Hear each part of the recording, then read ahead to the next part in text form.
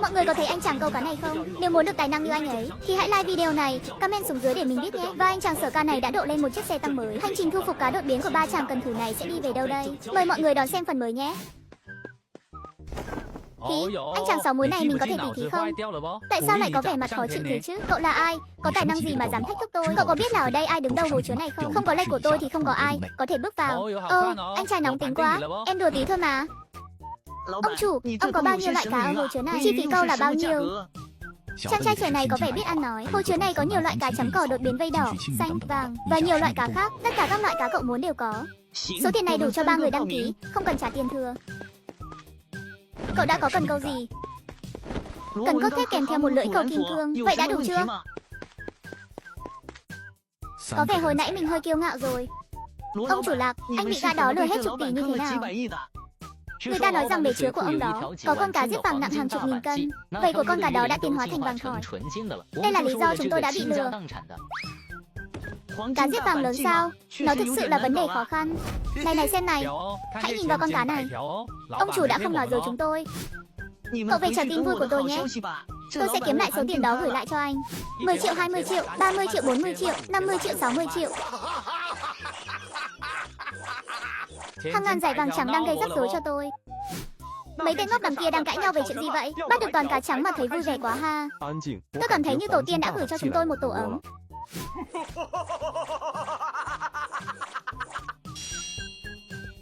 Ôi, có thể bị gãy rồi. Nó có nghĩa là cần câu của cậu không đủ tốt. Ồ, con này được sửa ở đâu vậy? Được sửa bởi một cô gái xinh đẹp. Vậy để tối tôi qua xem sao. Có lẽ Tết này sẽ có bạn gái đem về hi hi. Nào, hãy câu cá trước đã. Chỉ trong nửa giờ, bọn họ câu được nhiều cá như vậy sao? Ba ngư dân này không hề đơn giản. Anh có cần đặt 8.000 cân cá mắt đỏ để xua đuổi chúng không? Kể nó đi, đừng đắc tội ba anh chàng không rõ nguồn gốc này. Cuối cùng thoát được. Đói quá, tìm gì ăn đã. Hình như trên bờ có sinh vật lớn. Đi lên và xem sao. Hai cậu đừng giỡn nữa, thời gian eo hẹp. Mục tiêu của chúng ta là cá giết vàng. Anh có cách gì không? Cá giết thích ăn giun đất. Lại một gì nữa đây, thôi quá. Cậu biết gì, không có cá giết nào có thể từ chối mồi của tôi. Ngươi đang cố bắt ai với những con giun đất này? Mọi người nhìn kìa, bong bóng lớn trên mặt nước. Một con cá lớn đã vào tổ.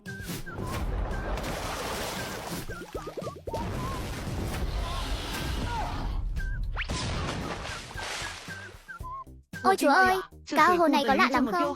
Chưa ăn mồi mà đã muốn lên đây chờ với chúng ta rồi. Sẵn sàng chiến đấu. Ồ dô, có vẻ nó thấy chúng ta ngon quá. Không được coi thường kẻ thù, tập trung đi. Chết tiệt, sắp thành công rồi. Lại thả ổ sao? Tôi nghe nói rằng một cần thủ thực sự sẽ không bao giờ buông cần câu của mình. Tôi hy vọng tin đồn đó sẽ đúng. Chỉ bằng cách này tôi mới có cơ hội kéo xuống. Tôi sẽ ăn một lần 3 tên. Xuống đây đi câu tập.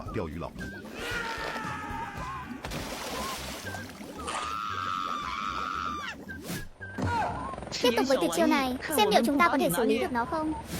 Hai người đó đang làm cái quái gì vậy? Làm sao có thể câu cá một cách kỳ lạ như vậy? Có vẻ đó là tuyệt kỹ câu cá tường vân 18. Tôi nghe nói chỉ những người thiên tài mới có thể học được. Giữ lấy hắn ta. Thật là một câu chuyện hài hước. Tôi thực sự đã đánh giá thấp các người.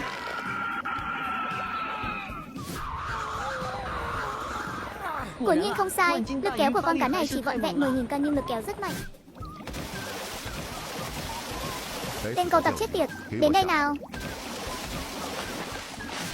Hai tên này đang nghĩ cái gì vậy? Đã như vậy rồi vẫn không chịu buông tay. Muốn làm thức ăn của cá sao? Chết tiệt, tôi không thể chịu đựng được nữa. Vậy được rồi, khỏi diễn nữa.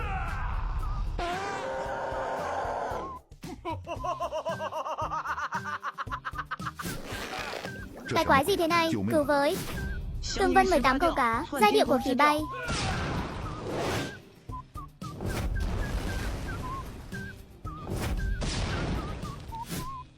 Cái quái gì thế này? Thực sự bắt được cá chép bạc ư? Dường như những ca đánh cá này đặc biệt đến đây để gây rối với chúng ta. Này, thật tuyệt vời. Mình vừa hỏi giá con sán mắt đỏ này gấp 5 lần. Hãy dành thời gian, hôm nay tôi phải làm cho ông chủ này khóc. Muốn thẩm vấn tôi, điều đó phụ thuộc vào việc bạn có đủ khả năng hay không. Thả cá giết vàng. Tôi đã câu cá rất lâu. Tại sao tôi chưa thấy cá giết vàng?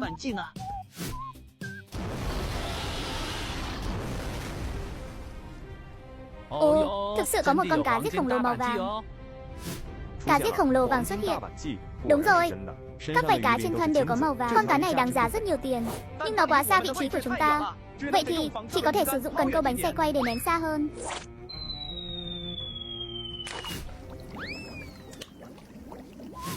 Kỳ lạ, sao lại có cảm giác như cá mắc câu vậy? Hãy thử nâng lên xem. Chuyện gì đã xảy ra thế? Mấy tên này đang làm cái quái gì vậy? Ồ, thực sự có cá.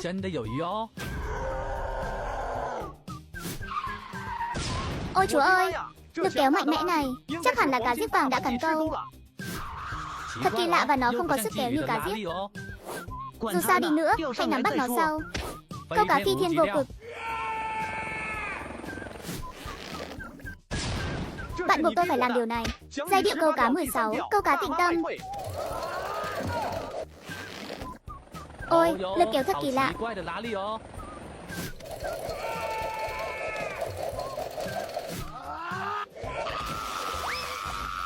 Cứu tôi với.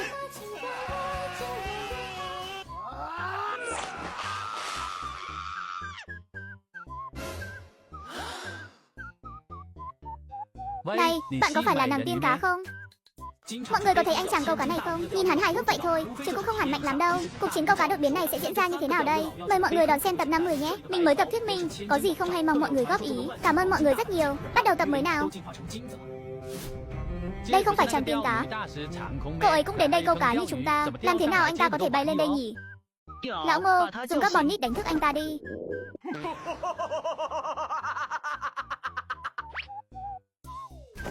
Có chuyện gì mới xảy ra thế này? Tôi đang câu cá bình thường, trước mắt đã bị lôi tới đây. Tên khốn, có phải cậu không? Tại sao lại kéo tôi? Này đến này, ai bảo anh dùng sức mạnh mẽ như vậy? Tôi cứ tưởng đó là con cá giết vàng, nên mới dùng sức. Thuyết minh bởi Hanu.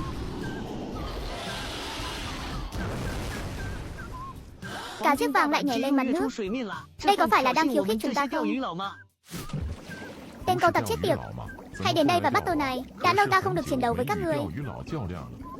Ôi, được, lão ngư, tôi chịu không nổi sự đả kích này. Chúng ta phải chăm sóc tốt cho hắn một chút. Lại phải dùng tới mồi tổ tiên rồi. Phân bò trộn với ngô rất kích thích. Này đến này,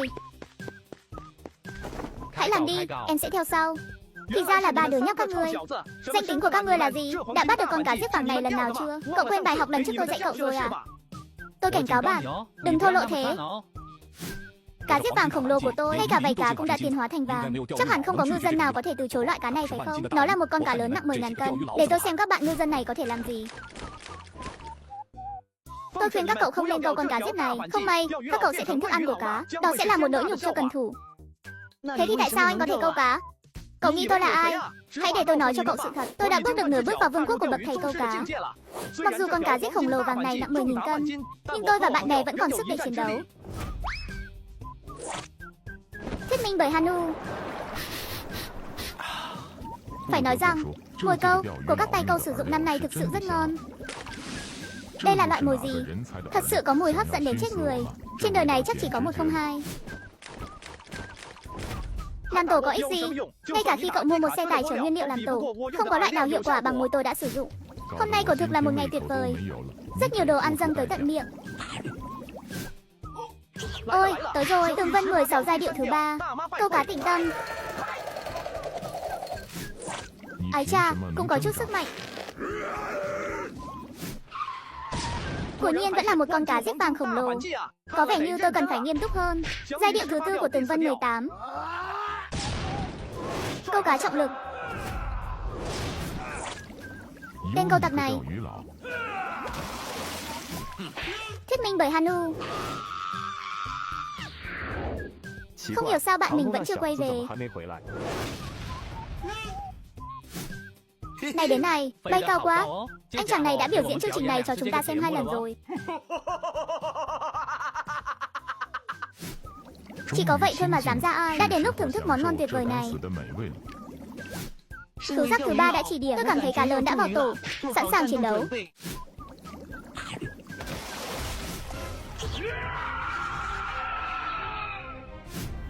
Thuyết minh bởi Hanu.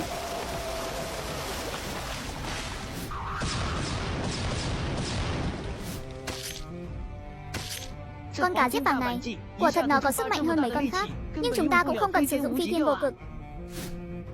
Nhưng tên câu cá nghiệp dư này, nghĩ rằng có thể bắt được sao? Cá giết vàng của tôi đã được huấn luyện rất chuyên nghiệp, ngay cả bậc thầy câu cá cũng không chắc bắt được nó. Ôi, anh còn chịu đựng được không?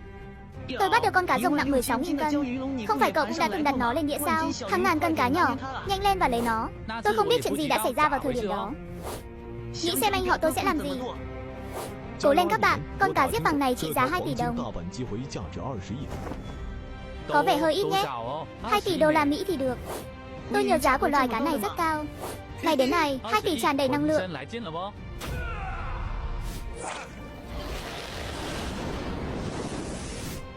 Con cá này cũng có tuyệt chiêu kìa, phi thiên vô cực.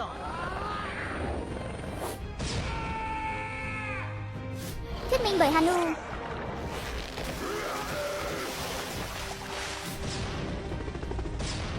Tôi không thể chịu đựng được nữa. Vậy hãy để tôi.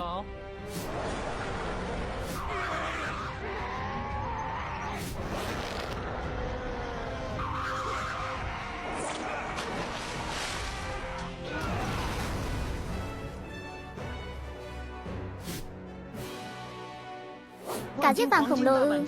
Anh hi hi, cuối cùng tôi cũng đã bắt được con cá triệu đô. Trên con đường anh họ của tôi dường như cảm thấy mình đang đến gần anh ấy hơn.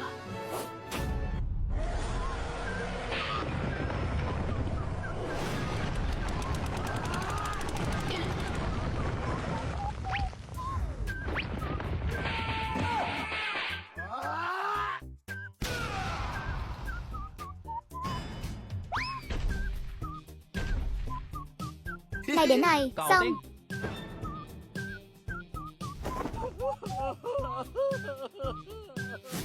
Không thể nào, thả cá chết bạc và cá chết đầu to nặng 30.000 cân cho tao. Đóng tất cả lối đi vào của cá nhỏ, nếu không, chúng ta sẽ bị đánh vào bởi 3 tên ngốc này. Vâng, giờ chúng ta đi đâu? Đã đến lúc xử lý con cá mập nặng 100.000 cân đó. Trả thù cho chủ nhân của bạn.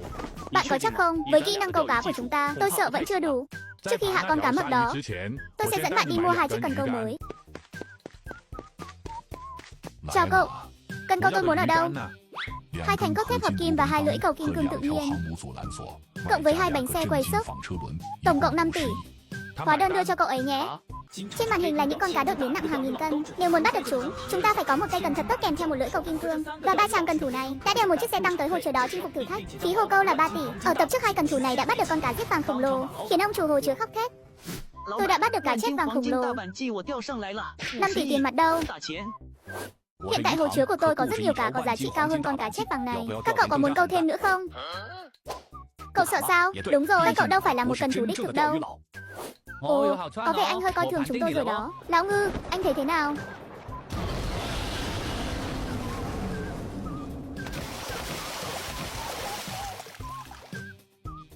Cậu có nhìn thấy nó không? Những con cá vừa nhảy lên khỏi mật ám nước đó. Giá mỗi con là 5 tỷ, tổng là 30 tỷ cho tất cả. Để tôi xem các cậu có khả năng đó không. Anh coi thường ai? Được, chúng tôi nhận thử thách này. 500 triệu 1 giờ, tôi tính giá xỉ rồi. Thời gian không giới hạn, cậu có thể bắt được bao nhiêu? Tùy cậu. Ôi, tôi sẽ khiến ông phải hối hận cho quyết định này. Này đến này, đây là đồ ăn của tôi. Các người muốn chết sao? Anh là ai? Để tôi xem ai dám ăn thứ thuộc về tôi. Lão Ngư, anh hãy nhìn về phía mặt nước kìa. Thật nhiều bong bóng, chắc hẳn có rất nhiều cá lớn vào tổ. Lần này anh đã sử dụng loại mồi nào? Con ác chủ bài của tôi, món ăn ưa thích của loài cá. Đó chẳng qua là 3 loại mùi, tanh, hôi và thơm. Tôi tìm thấy một con lợn bị trứng khó tiêu, cho nó ăn trứng thối cộng với sữa chua, chờ cho cạn nước rồi mới nấu. Tin tôi đi, không có con cá nào có thể từ chối mùi này. Không có con cá nào có thể ăn lưỡi cầu nếu không có lệnh của tôi. Anh Cu Bạc, những người không tuân lệnh có thể thử. Đây là món quà do ngư dân tặng cho chúng tôi. Tại sao anh không cho chúng tôi ăn? Mồi câu được người câu cá cho ăn lần này chắc chắn rất thơm. Khó có thể cưỡng lại, nếu cậu thích có thể thử. Nhưng đừng hối hận. Tôi không thể chịu đựng được nữa. Mồi này thơm quá. Nó đến đấy. Đây có phải là cách các bạn bị lừa hàng chục tỷ? Đúng, tôi luôn có cảm giác như anh ấy đang che giấu một bí mật thầm kín nào đó. Ôi, lại là một con cá lớn 10.000 cân nữa. Đừng nghĩ nó là một con cá hoang dã khổng lồ. Cứ nghĩ là 5 tỷ đi. Này đến này, có vẻ tràn đầy năng lượng.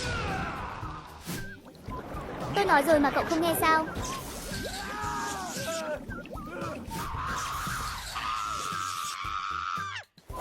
cảm thấy có dòng điện dưới nước. Cứu. Anh cô bạc, tôi đã sai. Còn ai muốn ăn nữa không? Ông chủ kinh tổng, họ thực sự đã thả cá chép bạc, cá chép điện và cá chép đầu to ở đây. Chúng tôi đã bị lừa, chẳng trách bạn bị lừa hàng chục tỷ. Ông chủ này vô đạo đức. Bây giờ đã quá muộn để biết, trách là chúng ta quá tham lam. Tôi nên làm gì? Có cá chép bạc và cá chép đầu to từ nước, nhưng con cá đó có lẽ sẽ không thể ăn đủ. Vậy trước tiên hãy xử lý con cá chép bạc và cá chép đầu to đáng chết đó. Tình cờ tôi cũng mang theo mồi chuyên câu cá chép bạc và cá chép đầu to. Phần do cả nhà sản xuất ra, trộn với mật ong tôm.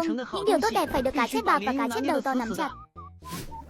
Bạn dám gây rối với đại ca ở hồ chứa này sao? Chắc hẳn bạn đã bị trừng phạt bởi tuổi già rồi. Cái thứ chết tiệt này. Anh ấy bắt nạt tôi rất nhiều, nhưng tôi cũng không chịu thua đâu. Đây là... Cô Tạp đã đổi mồi. Điều này có ảnh hưởng với tôi không?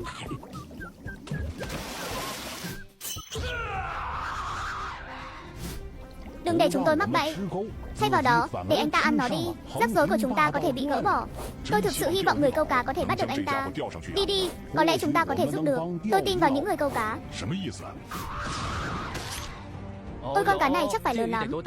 Tôi không thể giữ nó nữa. Kích thước chắc hẳn là 30.000 cân. 30.000 cân nó nặng bao nhiêu? Đi thôi, cậu không thể bắt được nó đâu. Anh đã không nghe anh họ nói sao? Đã là một cần thủ, dù khó khăn tới mức nào, có một chút hy vọng cũng không bao giờ bỏ cuộc. Tôi cũng chơi. Mấy tên này khá. Sáng sớm chưa có gì bỏ bụng mà bây giờ phải dùng sức thế này. Tôi sẽ chiến đấu hết mình. Tương Vân 18 phương pháp câu cá thứ 14. Đi chơi một mình.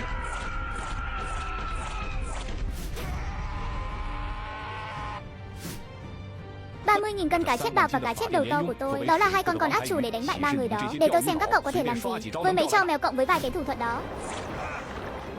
Khá lắm, lâu rồi vẫn chưa chiến đấu. Lần này ta sẽ chơi với các ngươi.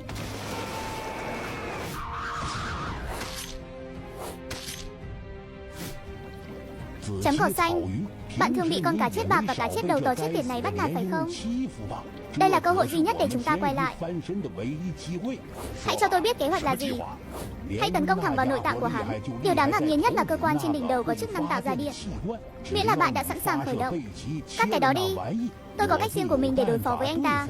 Thật là một câu chuyện hài hước. Nếu tôi không chuẩn bị sẵn mọi thứ, làm thế nào chúng ta có thể tồn tại trong hồ chứa này trong tương lai? Không còn thời gian nữa. Tôi sẽ là ông chủ của hồ chứa này và che chở cho bạn kể từ bây giờ. Đừng thất hứa nhé, cố lên.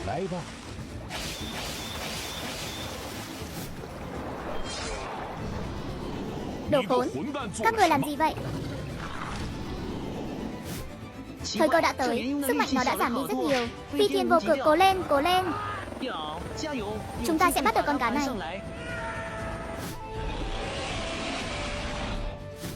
5 tỷ mua 2 chiếc cần câu này. Bị lỗ rồi, đừng lo lắng, tôi chắc chắn sẽ giúp bạn kiếm lại được. Nhân tiện, bạn muốn đưa tôi đi câu cá ở đâu? Đến Vịnh Hạ Long. Cá biển thường xuyên xuất hiện ở đây.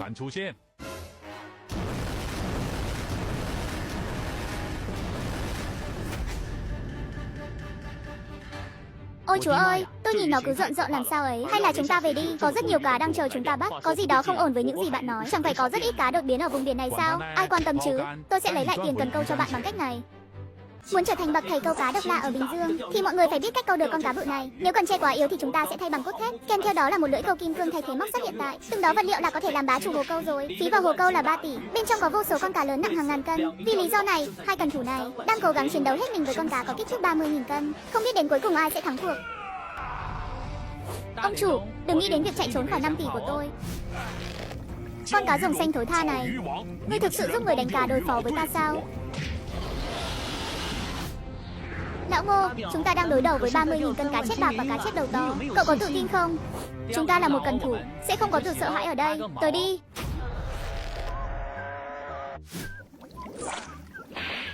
Anh không ngờ đúng không? Hôm nay chúng tôi sẽ giúp anh mở cửa địa phủ. Tại sao lại như vậy? Hai ngư dân này không thể chiến đấu với 30.000 kg cá chép bạc và cá chép đầu to lâu như vậy. Chắc có gì mờ ám. Để em tiễn đại ca nhé.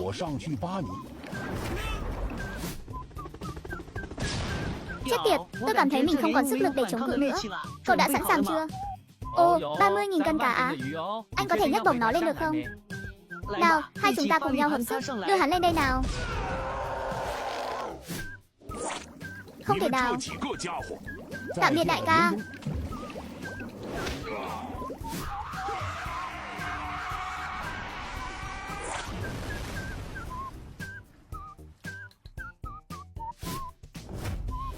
Không ngờ 30.000 cân này lại có thể bắt được dễ dàng như vậy. Không, thật sự hai chàng ngư dân này lại có thể làm được. Tôi không tin. Hi hi, có vẻ lần này ông chủ hồ chứa này không chỉ khóc thét đâu, mà là nhức cái đầu lắm đây. Này, chúng ta giàu rồi, từ một tay câu cá nghèo rất mồng tơi. Đúng thế, bây giờ có thể thoải mái một chút rồi. Hồ chứa này, mọi người đều được tự do. Chết tiệt, chúng ta phải tìm cách ngăn chặn những ngư dân này nhanh chóng. Nếu không hôm nay tôi sẽ phá sản. Khi tôi sử dụng mồi tổ tiên này không có loài cá nào có thể từ chối. Ông hãy đợi phá sản đi. Này đến này, cái gì chứ gặp ba anh em chúng tôi. Cố lên các bạn. Tôi là người đưa ra quyết định cuối cùng. Không ngư dân nào có thể bắt được cá của tôi. Là các cậu ép tôi phải sử dụng con át chủ bài của mình. Anh có chắc chắn muốn làm điều này? Cậu không thấy họ bắt cá như điên à? 120 triệu 3 tỷ, 10 tỷ. Làm giàu không khó. Lão Ngô, Sở Ca, cố lên. Nhiệm vụ của tôi sẽ thả ổ, còn lại của các cậu nhé. Tôi không vô dụng như các bạn nghĩ đâu. Hỡi các bạn ơi, hãy ngừng câu một chút. Có chuyện gì vậy? Tôi đưa cho anh 5 tỷ rồi, đã hết giờ đâu. Lúc trước tôi không muốn thể hiện sức mạnh của mình, còn bây giờ tới đây. Con nhỏ vô. Tôi xin anh, đừng câu cá nữa, tôi sẽ phá sản mất. Các anh trai ơi hãy tha cho em. Tại sao anh lại có thể làm như vậy chứ? Đừng lãng phí thời gian của tôi. 500 triệu một giờ. Tôi thực sự không đủ tiền để chi trả cho số cá này. Hãy bỏ qua cho tôi. 30 tỷ, nếu không có lấy xe chúng tôi cũng không đi. Ném ra một phát súng đầu tiên tự tin cộng may mắn. Vùng biển này, tôi không biết từ khi nào lại có một đàn cá đột biến tồn tại. Là một cần thủ, chúng ta phải bắt hết. Tạo ra sự cân bằng cho hệ sinh thái. Thôi nào, có vẻ như bạn vẫn đang cố gắng kiếm lại 5 tỷ đó. Vớ vẩn, nếu không thì ai đã mua cần câu cho bạn? Chúng ta là loài cá trong truyền thuyết. Có vẻ như họ đang tới. Là ai? Câu tặc. Đúng là một cái tên xấu xa. Có phải sinh vật trên bờ không? Vâng, người ta nói nó là cơn ác mộng đối với loài cá của chúng ta. Từ hôm nay, tôi là cơn ác mộng của họ. Anh rất tự tin. Anh có định cạnh tranh với họ không? Chẳng ít gì khi chiến đấu với họ. Tôi chỉ muốn nếm thử chúng thôi.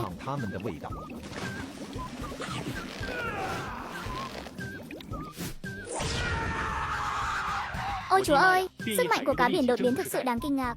Câu cá sông 18, phương pháp câu cá tuyệt kỹ thất truyền. Có gì đó không ổn, nhưng tên cầu tặc này mạnh quá. Hãy dùng tuyệt kỹ vốn có của anh đi. Hắn ta đã dùng một phương pháp kỳ lạ. Tôi không thể khống chế lại được. Không phải anh đã nói rằng anh sẽ trở thành cơn ác mộng của ngư dân sao? Hãy thư giãn và để tôi làm điều đó thay anh. Không, tôi đã coi thường đối thủ rồi. Dùng vầy của anh cắt dây đi. Chết tiệt, là ta đã dùng loại dây gì vậy? Dây cước tự nhiên cộng thêm cốt thép hợp kim. Có vẻ cây cần này đáng đồng tiền, nhưng tôi cảm thấy sức kéo của con cá này ngày càng yếu đi. Chúng ta có thể kéo lên một cách dễ dàng. Tương Vân 18 phương pháp câu cá thứ 14. Bé Lan đi xe đạp. Tôi cảm thấy rất tốt khi bánh quẩy rất nhẹ. Tuyệt kỹ Tương Vân 18 thất truyền.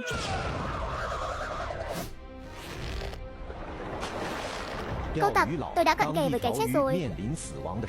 Bây giờ ta sẽ cho các ngươi biết lẽ nào là lễ độ.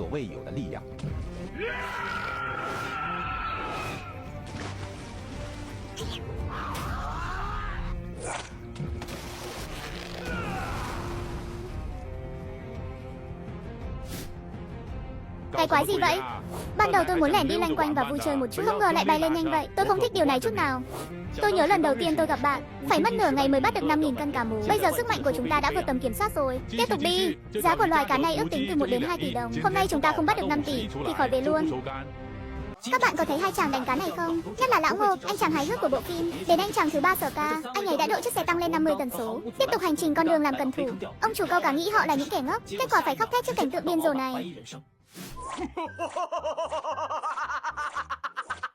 Lên đây với anh nào. Ông chủ, tôi đã nói với anh sống trên đời đừng có kiêu ngạo quá. Tôi xin anh, đừng câu nữa. Hãy tha cho tôi lần này. Nếu cậu cứ tiếp tục câu cá như thế này, tôi sẽ phá sản mất. Tránh xa tôi ra, đừng can thiệp vào việc câu cá của tôi. Nhanh lên và bắt hết cá trong hồ chứa này đi. Tần suất nhất cần này không thể nào so sánh với hồ tự nhiên. Các bạn cố lên nào. Việc các cậu bắt được cá đều có công lớn của tôi.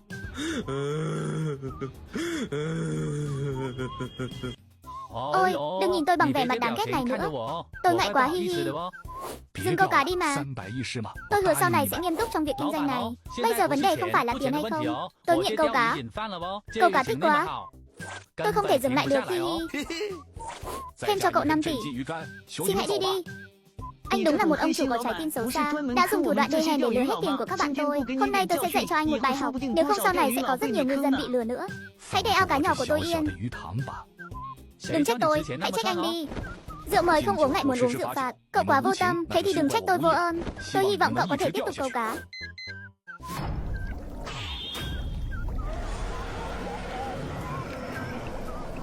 Ý anh ấy là sao cơ? Mặc kệ anh ta, hãy tiếp tục đi. Đợi đã, người yêu Sở Ca gọi, nhanh lên đi anh ơi. Đợi đã, lúc trước có chị đưa cần câu này cho tôi cần lấy lại một số tin tức. Cô gái này thật tuyệt vời, mình cũng muốn tìm bạn đồng hành. Thật kỳ lạ, tại sao cá không cần câu nữa rồi? Từ bây giờ tôi sẽ thống trị hồ chứa này. Tại sao cậu lại chạy? Dám vu oan cho tôi? Cái gã ủy ban liên hợp sản xuất điện đâu rồi? Tôi bơi vòng quanh và không thấy anh ta ở đâu cả. Cá chấm sừng bạc. Không phải anh đã hỏi tôi điều gì đó rồi sao? Anh ta bị cầu tặc bắt rồi. Sinh vật trên bờ sao? Đúng vậy. Mẹ kiếp, mấy kẻ đối diện đang điên cuồng bắt cá. Nếu chúng ta không thể bắt được cá giết vàng lớn nữa, những ngày sắp tới chỉ có thể ăn mì sống qua ngày thôi. Hãy kiên nhẫn khi câu cá. Tất cả những gì tôi có thể làm là lấy ra miếng một bí mật của mình. Tôi không tin cá giết vàng không vào tủ. Được lắm, dám tới lấy thức ăn của ta. Nhìn, nước đang sủi bọt. Lần này được xác định là cá giết vàng đã vào tủ. Cảm ơn mồi mới được nghiên cứu của tôi. Không thể từ chối phải không? Sao người dám thả mồi hôi như vậy ở một nơi như thế này? Phải nói rằng, bọn câu cá năm nay tệ thật. Nó đến rồi, ôi chúa ơi. Lực kéo này, tôi đoán chúng ta sắp bị kéo xuống nước rồi. Tương vân 18 của bạn không đủ tốt. Đã đến lúc thể hiện khả năng câu cá của tôi rồi. Tại sao bạn lại giấu phương pháp câu cá này? Sử dụng nó một cách nhanh chóng đi. Bắc Minh Thần Điêu. Nhạt nhẽo.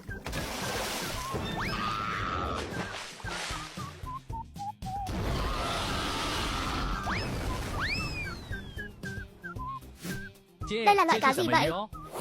Chẳng trách không có cá ăn mồi. Tôi chưa bao giờ nghĩ rằng có những thứ khổng lồ như vậy dưới nước. Giúp tôi với. Bạn tôi đã bị ăn thịt. Hãy đóng cửa lại và đi thôi. Con cá này trông đáng sợ quá. Dù sao chúng ta cũng đã thu được khoảng 20 tỷ rồi.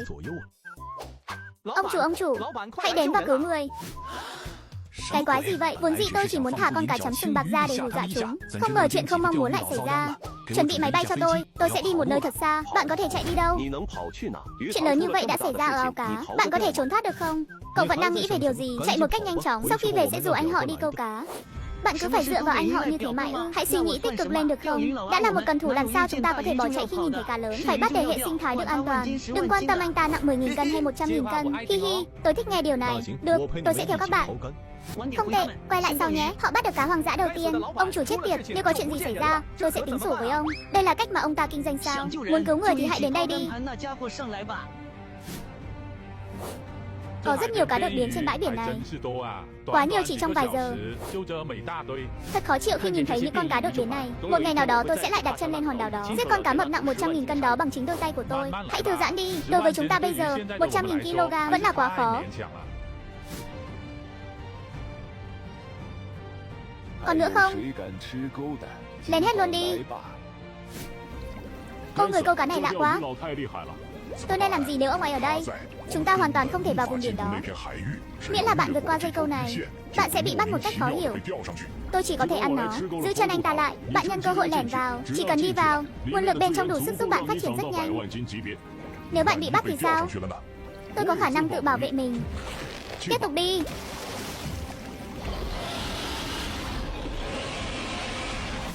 Tôi có dự cảm không lành. Hắn tới rồi. Chuyện gì thế này?